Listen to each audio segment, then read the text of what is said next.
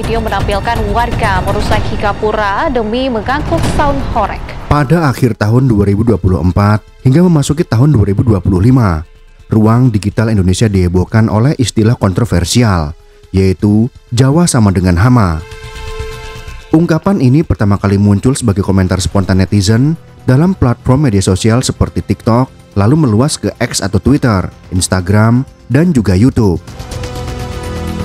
Banyak yang menganggap ini hanyalah candaan sinis belaka, namun bagi sebagian lainnya, istilah tersebut menyimpan rasa sakit, kegelisahan, dan bahkan dendam sosial.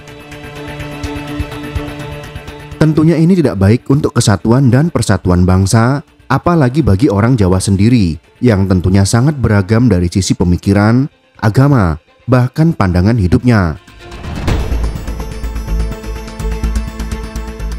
Kemunculan Jawa sama dengan hama dipicu oleh berbagai video yang menampilkan perilaku tidak menyenangkan dari segelintir masyarakat berlatar budaya Jawa, seperti konvoi truk dengan sound system berlebihan yang dikenal sebagai sound horeg, aksi klub motor yang merusak fasilitas publik, hingga bentrok antar perguruan silat.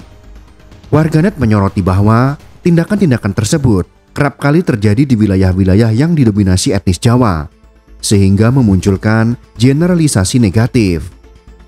Namun istilah Jawa sama dengan hama bukan hanya tentang perilaku menyimpang. Ia juga disinyalir merupakan simbol ketimpangan sosial yang telah lama mengendap dalam struktur kebangsaan Indonesia. Banyak yang merasa bahwa dominasi orang Jawa dalam birokrasi, politik, bahkan budaya telah menciptakan ketimpangan representasi. Akumulasi ketidaknyamanan itu lalu meledak dalam bentuk ujaran sarkasme digital. Kita akan mengulas ini bukan sebagai narasi untuk memperkeruh suasana, tapi sebagai kritik sosial bagi orang Jawa itu sendiri, agar oknum yang dimaksud bisa memperbaiki citra diri, sehingga tidak merugikan masyarakat yang beretnis Jawa secara keseluruhan.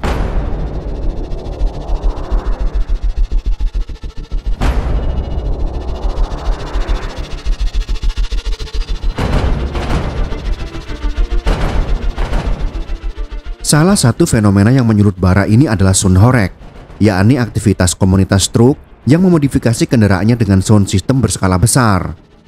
Truk-truk ini sering melakukan parade di jalan sempit, memutar musik keras, dan kerap menyebabkan gangguan terhadap masyarakat sekitar. Bahkan dalam beberapa kasus, getaran suara menyebabkan retaknya kaca rumah warga, ambruknya jembatan, dan gangguan kenyamanan lingkungan.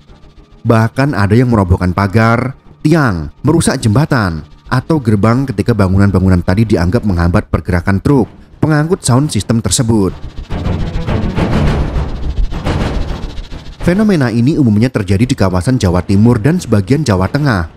Masyarakat setempat mulai resah karena tidak hanya mengganggu ketenangan, tetapi juga menjadi ruang unjuk kekuatan kelompok tertentu. Dalam budaya populer lokal, truk modifikasi dianggap sebagai simbol kejantanan, keberanian, bahkan status sosial. Sayangnya kebanggaan tersebut kerap mengorbankan kenyamanan publik.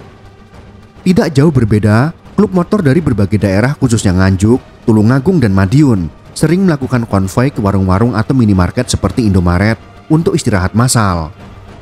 Dalam beberapa kasus, mereka membuat kekacauan, meninggalkan sampah, dan mendominasi ruang umum tanpa izin. Tindakan-tindakan ini menciptakan ketegangan antar komunitas dan warga sipil. Di mata warganet, semua itu memperkuat stereotip negatif terhadap budaya Jawa yang baru muncul di zaman modern ini. Dinilai merasa berhak dominan dan tak menghargai ruang publik. Maka muncullah frasa kasar seperti Jawa seenaknya yang kemudian berkembang menjadi Jawa sama dengan hama. Fenomena yang tak kalah kontroversial adalah aktivitas perguruan silat. Di banyak wilayah Jawa, khususnya Madiun, Ponorogo, dan Magetan, perguruan silat berkembang bukan hanya sebagai lembaga bela diri, tetapi juga sebagai identitas sosial. Anggota silat sering dianggap sebagai representasi kekuatan, keberanian, dan kekerabatan. Namun belakangan ini, fungsi itu bergeser menjadi ekspresi kekuatan massa. Orang yang bergabung dengan organisasi silat tertentu merasa mempunyai komunitas, meningkatkan kepercayaan diri karena tergabung dalam komunitas besar. Fenomena ini bisa ditafsirkan bahwa masyarakat kita ternyata mempunyai mental yang lemah, sehingga sebagian dari mereka membutuhkan perlindungan dari komunitas atau organisasi yang dianggap memiliki kekuatan. Untuk menunjukkan kekuatan itu, mereka sering melakukan konvoi atau show up di ruang publik untuk menunjukkan eksistensi mereka. Namun apakah ini berhasil? Atau malah menimbulkan pandangan negatif dari pihak luar mereka? Konvoi perguruan silat atau perayaan kelulusan atau ulang tahun seringkali berubah menjadi parade intimidatif. Ribuan orang memenuhi jalan, memblokir akses warga, mengibarkan bendera, bahkan meneriakkan yel-yel yang keras. Dalam kondisi tertentu, bentrokan antar perguruan pun terjadi. Insiden berdarah pun tak terelakkan. Bagi masyarakat awam, pemandangan ini sangat mengganggu dan bahkan menakutkan. Yang lebih mengejutkan, fenomena konvoi silat ini juga diekspor hingga ke Jepang. Video yang memperlihatkan anggota perguruan silat lengkap dengan seragam berada di ruang-ruang publik dan jalanan Tokyo atau Osaka viral di media sosial. Banyak netizen Jepang maupun Indonesia yang mengecam dan menentang perilaku seperti ini karena tindakan ini dinilai tidak menghargai budaya ketenangan Jepang. Jepang adalah salah satu negara maju yang melarang kegiatan-kegiatan yang bersifat masif di ruang publik tanpa izin dari otoritas setempat. Alih-alih menjadi duta budaya, aksi tersebut malah dinilai mempermalukan citra Indonesia di dunia internasional.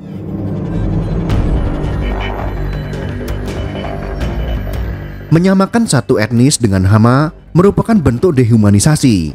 Dalam Kamus Besar Bahasa Indonesia atau KBBI, hama didefinisikan sebagai hewan yang merugikan, merusak tanaman, mengganggu hasil panen dan sebagainya. Hama juga bisa diartikan sebagai organisme pengganggu secara umum, baik mengganggu pada manusia, hewan ternak, maupun tanaman.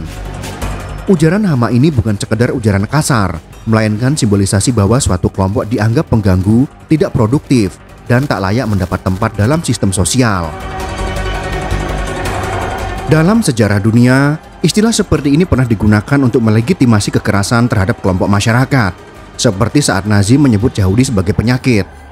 Tentunya kita sebagai bangsa Indonesia tidak mau disamakan dengan Nazi yang fasis dan rasis terhadap orang di luar kelompok mereka, sehingga mereka tanpa belas kasihan membantai bangsa Yahudi yang dilabeli buruk oleh mereka sendiri. Di Indonesia, istilah Jawa sama dengan hama memang belum sampai pada tingkat kekerasan fisik, namun luka sosialnya nyata dan kita perlu membahasnya secara khusus sebagai kritik sosial untuk mengingatkan kita semua tentang destruktifnya label ini. Kritik ini tentunya untuk kedua belah pihak, baik di komunitas Jawa itu sendiri sekaligus kelompok yang mendengungkan narasi tersebut. Dampak dari fenomena ini adalah banyak orang Jawa di luar Pulau Jawa merasa takut mengungkapkan identitas etnis mereka karena khawatir mendapatkan stigma buruk. Ini jelas berbahaya bagi harmoni kebangsaan. Generalitas seperti ini juga melupakan kenyataan bahwa Jawa bukan satu entitas homogen. Ada Jawa Ngapak, Jawa Timuran, Mataraman, Pesisir, dan lain sebagainya. Masih lebih banyak lagi orang Jawa yang hidup sederhana, menjunjung adat istiadat luhur, dan sangat menjunjung kesantunan sosial. Sehingga perilaku segelintir orang yang dianggap tidak baik tentunya tidak bisa digunakan untuk menghakimi seluruh komunitasnya. Namun narasi Jawa sama dengan hama tidak boleh langsung dimatikan sebagai ujaran kebencian tanpa refleksi. Ia adalah alarm sosial. Suara protes ini mengandung kritik yang perlu didengar, bahwa ada perilaku-perilaku dalam masyarakat yang perlu dievaluasi. Komunitas Sound Horeg harus mempertimbangkan dampaknya terhadap warga. Perguruan silat harus menata ulang visinya sebagai lembaga pendidikan karakter, bukan kekuatan massa yang show up di ruang-ruang publik, bahkan terkesan mengerikan.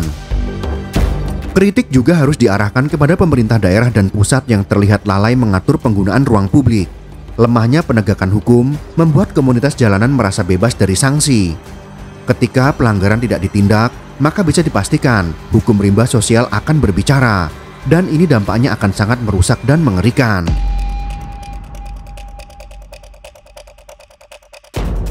Dalam budaya Jawa sendiri, memiliki ajaran luhur seperti Tepo Sliro, Ngeli Tanpo Keli, dan Ajining Diri Sokolati.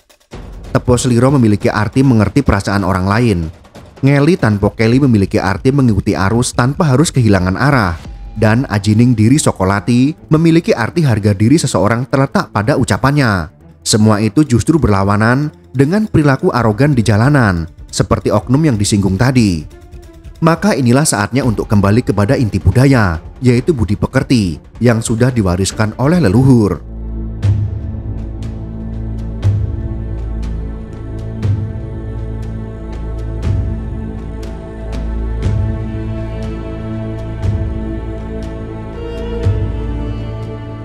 Narasi Jawa sama dengan hama hanya bisa dilawan bukan dengan kemarahan balik, tetapi dengan pendekatan dialog dan pendidikan. Pendidikan multikultural perlu dikuatkan sejak dini. Anak-anak harus diajari bahwa Indonesia adalah bangsa yang dibentuk dari ratusan etnis yang sejajar. Tidak ada yang lebih tinggi atau lebih rendah. Platform media sosial juga harus bertanggung jawab. TikTok, Instagram, YouTube, dan lain sebagainya harus proaktif dalam menghapus konten yang merendahkan identitas etnis. Namun lebih dari itu, masyarakat sipil juga perlu aktif memproduksi konten-konten yang mencerahkan tentang keragaman budaya, persaudaraan lintas suku bangsa, dan nilai-nilai gotong royong. Pemerintah bisa memfasilitasi dialog lintas etnis secara berkala. Forum seperti Kongres Kebudayaan atau festival multi etnis harus diperkuat. Tokoh-tokoh dari berbagai daerah harus duduk bersama, berdiskusi secara terbuka, dan menyusun kode etik sosial baru yang inklusif. Akhirnya kita masuk kepada kesimpulan dalam materi ini. Fenomena Jawa sama dengan hama adalah refleksi kompleks dari kemarahan, kekecewaan, dan kerinduan akan keadilan sosial. Ia tidak muncul dalam ruang hampa. Di baliknya ada luka historis, dominasi budaya, dan perilaku-perilaku menyimpang yang luput dari koreksi. Namun menjawabnya dengan kebencian baru adalah kesalahan. Tidak semua orang Jawa seperti yang dituduhkan, bahkan hanya segelintir jika dibandingkan dengan populasinya yang mencapai lebih dari 100 juta jiwa di Indonesia. Sebaliknya, masyarakat Jawa juga harus terbuka atas kritik sosial dan berani mereformasi perilaku yang menyimpang dari nilai-nilai luhur. Indonesia adalah rumah bersama, tidak ada tempat untuk labelisasi etnis, ujaran rasis, dan generalisasi yang melukai. Yang kita butuhkan hari ini adalah kesadaran baru bahwa kita semua berbeda, namun setara, bahwa budaya bukan alat dominasi, tapi jembatan untuk memahami. Narasi Jawa sama dengan hama harus dihentikan, bukan dengan sensor semata, tetapi dengan rekonsiliasi sosial dan budaya yang tulus. Inilah pekerjaan besar kita bersama sebagai bangsa. Bangsa yang besar dengan keragaman etnis, budaya, tradisi, dan juga agamanya.